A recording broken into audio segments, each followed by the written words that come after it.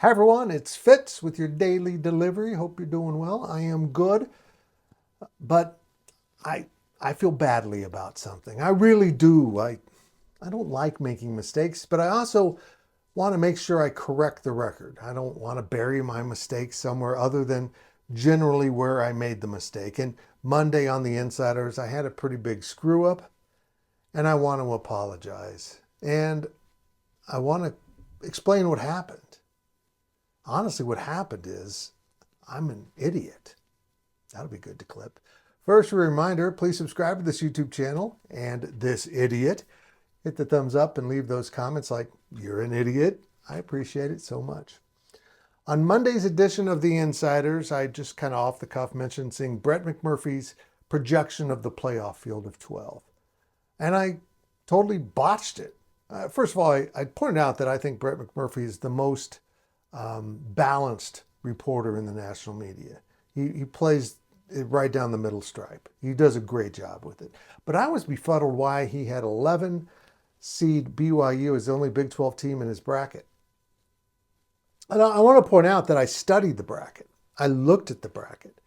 I didn't memorize the bracket, and obviously I didn't study it enough. I think I looked at the four semifinalists thinking it's the top four seeds, and it wasn't.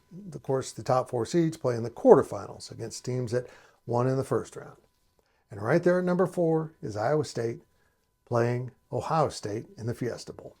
He had 2 Big 12 teams in, and number 11 BYU was not the lone school in. So I totally messed that up, and I sincerely want to apologize because that bothers me. And this is why it bothers me more than just making the mistake. I called out the one guy who is actually showing the possibility of the Big 12 getting a second team in the playoff, which is a real possibility. AP voters have decided to downgrade the Big 12 in many ways, but we don't know what the committee is going to do. The committee will be in a room together, and they'll make their own rankings based on their own algorithm that they're using to rate teams. And what he's apparently projecting is that unbeaten Iowa State will play unbeaten BYU in the Big 12 championship, and then 13-0 Iowa State wins, and 12-1 BYU gets the at-large bid. That's pretty obvious that that's advantage to the Big 12 if you have 2 unbeaten teams in your championship. But also, it still works if K-State goes to Iowa State and wins and then beats BYU in the championship game, because then the Cougars are 12-1 also. I still think Colorado's somewhere on the fringes of this, because the temptation to pick Colorado, if they run the table and go 10-2, will be awfully great for ESPN.